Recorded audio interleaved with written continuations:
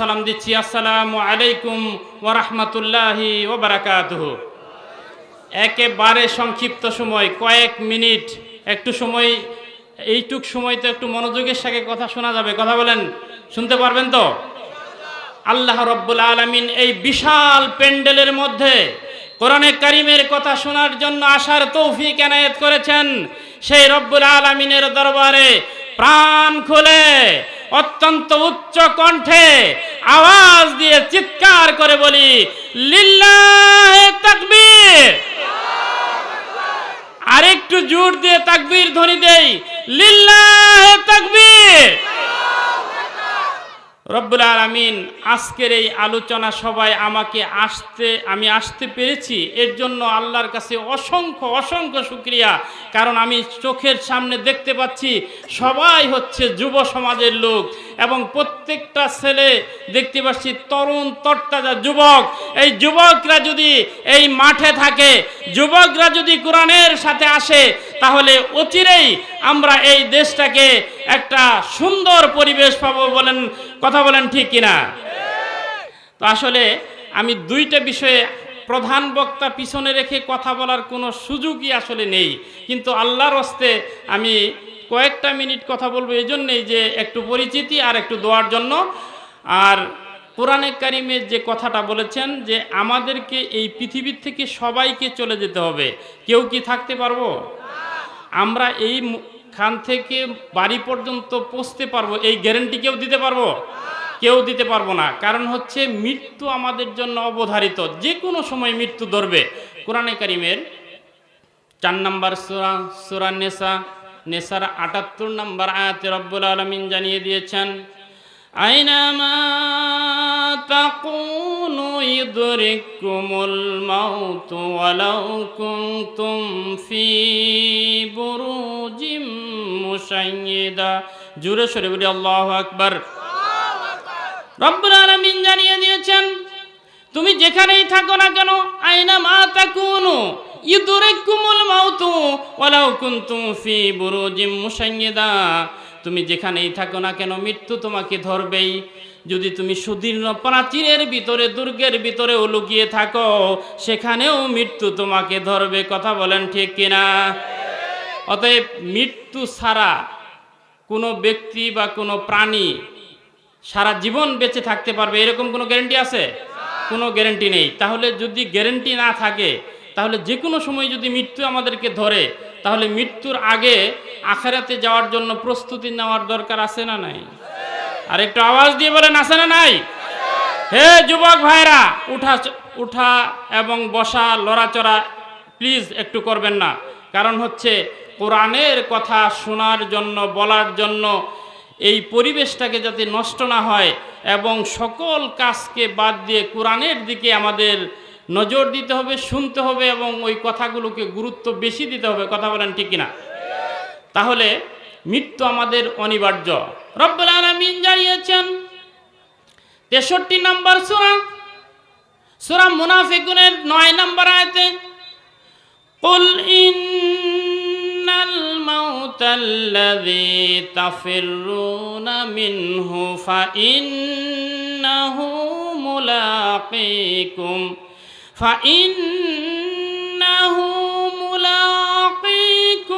সুম্মা তুরাদ্দুনা ইলা আলিমিল গায়বি ওয়াশ শাহাদাতি ফায়ুনাব্বিউকুম বিমা কুনতুম তা'মালুন।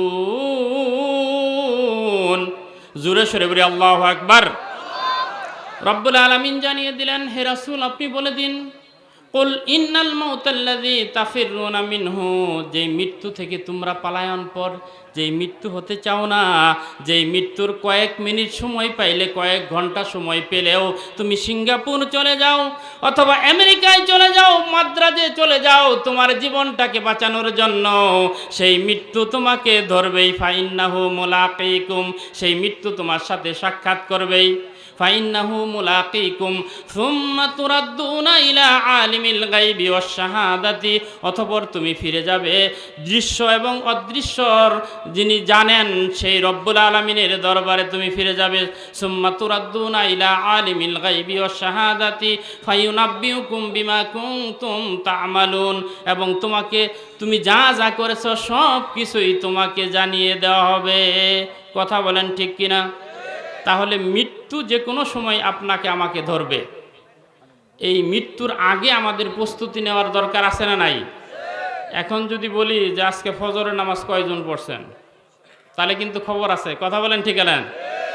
কারণ আমরা কথা শুনতে রাজি, অনেক কোরআনের কথা শুনি, কিন্তু নামাজ ঠিকমতো পড়তে রাজি না। কথা বলেন ঠিক কিনা? আর এই নামাজ ছাড়া কোনোভাবেই আমাদের নাজাত সম্ভব নয়। কারণ নামাজ হচ্ছে ফরজাইন, ইমানের পরেই হচ্ছে হুকুম হচ্ছে আল্লাহর পক্ষ থেকে নামাজ। কোরআনে কারীম জানিয়েছেন ওয়াকিমুস সালাতা ওয়া আতুজ যাকাতা ওয়ারকাউ মা'আর রাকিঈন।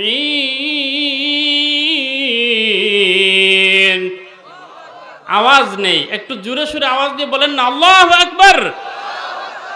রব্বুল আলামিন জানিয়ে দিলেন 2 নম্বর সূরা বাকারার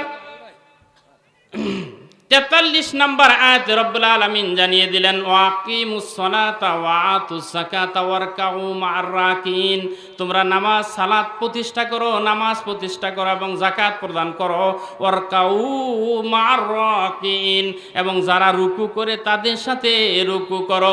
কাল কিয়ামতের মাঠে রব্বুল আলামিনকে সিজদা করার জন্য বলা হবে, কিন্তু যারা এই পৃথিবীর জমিনে নামাজ পড়ে নাই, কখনো সিজদা করে নাই, ওই মানুষগুলোর সোজা দাঁড়িয়ে থাকবে, কোমর বাঁকা করতে পারবে না। কথা বলেন ঠিক কিনা? আওয়াজ দিয়ে বলেন ঠিক কিনা? তাহলে নামাজ যদি পৃথিবীর জমিনে না পড়েন, তাহলে আখিরাতে গিয়ে আল্লাহকে সিজদা করতে পারবেন না। যুবক ভাইয়েরা, একটু চিন্তা করুন। এখন তো টকবগে রক্ত, যখন যা মনে চাই তাই করছি, কিন্তু আপনার মতো আমার মতো হাজারো যুবক পৃথিবীর থেকে বিদায় নিয়ে কবর দেশে রয়েছে। কথা বলেন ঠিক কিনা? তাহলে যে কোনো সময় মৃত্যু ধরবে, আর এর জন্য এই নামাজ ফরজে আইন যদি না পড়ি, তাহলে কোনোভাবেই রেহাই পাওয়া যাবে না। তাই বলা হয়েছে, কেমন করে ঘুমাও তুমি ও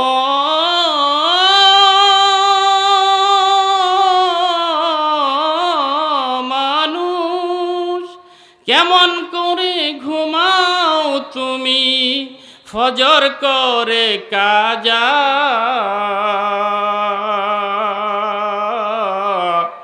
এমন তো হতে পারে জহুরে জানাজা তোমার, এমন তো হতে পারে জহুরে জানাজা। কেমন করে ঘুমাও তুমি ফজর করে কাজা, এমন তো হতে পারে জহুরে জানাজা তোমার, জহুরে জানাজা। কথা বলেন ঠিক কিনা? লম্বা বিষয়, এত কথা বলা যাবে না। যাই হোক, তাহলে নামাজবিহীন কোনো উপায় নেই। নামাজ যদি আপনি ছাড়েন, তাহলে এর জন্য জাহান্নাম অবধারিত। রাসূল সাল্লাল্লাহু আলাইহি ওয়াসাল্লাম ইরশাদ করেছেন, আন জাবির রাদিয়াল্লাহু তাআলা আন ক্বালা ক্বালা রাসূলুল্লাহ সাল্লাল্লাহু আলাইহি ওয়াসাল্লাম বাইনাল আবদি ওয়া বাইনাল কুফরি তারকুস সালাত। মুসলমান এবং কাফেরের মধ্যে পার্থক্য হচ্ছে নামাজ ছেড়ে দেওয়া। কথা বলেন ঠিক কিনা? রাসূলের হাদিস। হে যুবক ভাইয়েরা, আমরা যদি নামাজকে ছেড়ে দেই, মুসলমান আর কাফেরের চেহারা অবয়ব সব একরকম। কথা বলেন ঠিক কিনা? শুধুমাত্র পার্থক্য হচ্ছে তারা নামাজ পড়ে না, আর মুসলমান নামাজ, আওয়াজ দিয়ে বলেন, মুসলমান নামাজ পড়ে। অতএব রব্বুল আলামিন ফেরেশতাদেরকে হুকুম করেছিল এই আদমকে সিজদা করার জন্য। এই আয়াতটি বলেই শেষ করছি। কোরআনে কারীম জানিয়ে দিয়েছেন 2 নম্বর সূরা বাকারার 34 নম্বর আয়াত, وَإِذْ قُلْنَا لِلْمَلَائِكَةِ اسْجُدُوا لِآدَمَ فسجدوا إلا إبليس أبى واستكبر وكان من الكافرين। জোরে সোরে আওয়াজ দিয়ে বলেন আল্লাহু আকবার। রব্বুল আলামিন হুকুম করলেন, ওয়াইজ কুলনা লিল মালাইকাতি ইসজুদু লিআদামা ফাসাজাদু ইল্লা ইবলিস। আল্লাহ রব্বুল আলামিন ফেরেশতাদেরকে হুকুম করলেন, তোমরা আদমকে সিজদা করো। ফাসাজাদু ইল্লা ইবলিস, সমস্ত ফেরেশতা সিজদা করলো, একমাত্র ইবলিস ব্যতীত। আদম আলাইহিস সালামকে সমস্ত ফেরেশতারা সিজদা করলো, একমাত্র ইবলিস ব্যতীত। আবা ওয়াস্তাকবারা ওয়া কানা মিনাল কাফিরিন, সে অহংকার প্রদর্শন করলো এবং সিজদা করতে অস্বীকার করার কারণে সে কাফেরের অন্তর্ভুক্ত হয়ে গেল। হুকুম করছে, এই শয়তান হুকুম পালন করছে, অমান্য করছে কয়টা? আওয়াজ দেন না কেন, কথা বুঝেন না? শয়তান আল্লাহর হুকুম পালন অমান্য করছিল কয়টা? একটা হুকুম অমান্য করার কারণে সে শয়তান হয়েছে, তার জন্য জান্নাত হারাম হয়েছে, জাহান্নাম ওয়াজিব হয়েছে। এবং সে এই একটা হুকুম পালন করার জন্য যত ইবাদত বন্দেগী করেছিল, সে মুআল্লিকাতুল মালায়েকা হয়েছিল, অর্থাৎ ফেরেশতাদের শিক্ষক হয়েছিল, কিন্তু সমস্ত ইবাদত বন্দেগী এক হুকুম অমান্য করার কারণে শেষ। কথা বলেন ঠিক কিনা? আর আমরা যদি নামাজ না পড়ি তাহলে দৈনিক কয়টা হুকুম অমান্য হবে?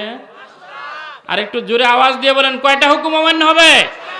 5টি হুকুম অমান্য করা হবে। তাহলে যদি আপনি 5টি হুকুম অমান্য করেন, একটা অমান্য করার কারণে শয়তান এত ইবাদত করার পরেও জাহান্নাম তার জন্য ওয়াজিব হয়েছে, আর আমরা যদি 5টা হুকুম অমান্য করি, আমাদের অবস্থা কোথায়? একটু চিন্তা করেন ভাইরা আমার। আমি আপনাদের সামনে এই চিন্তাটা রেখে গেলাম যে 5 ওয়াক্ত নামাজ যদি আমি ছেড়ে দেই তাহলে আমার অবস্থা কোথায়? আল্লাহ রাসূল বলছেন, মান তারাকা সালাতান মুতাআম্মিদান ফাকাদ কাফারা, যে ব্যক্তি ইচ্ছাকৃতভাবে নামাজকে ছেড়ে দিল সে কাফের। কে বলছেন? আর একটু জোরে আওয়াজ দিয়ে বলেন, কে বলছেন? আল্লাহ রাসূল বলছেন। কে বলছেন? আল্লাহ রাসূল বলছেন যে ব্যক্তি ইচ্ছাকৃতভাবে নামাজকে ছেড়ে দিল সে কাফের হয়ে গেছে। তাহলে আমরা মুসলমান যদি আমরা নামাজ ছেড়ে দেই তাহলে আল্লাহর কাছে কোনো স্থান পাওয়া যাবে? তাহলে নামাজ কি ধরবো না ছাড়বো? আর একটু জোরে আওয়াজ দিয়ে বলেন, ধরবো না ছাড়বো? যদি আমরা নামাজ আজকে থেকে ধরি আর না ছাড়ি তাহলে হাত দুটি উঁচু করে কি একটু দেখাতে পারবো? একটু জোরে তাকবীর দেই, লিল্লাহি তাকবীর, লিল্লাহি তাকবীর। হাত নামান।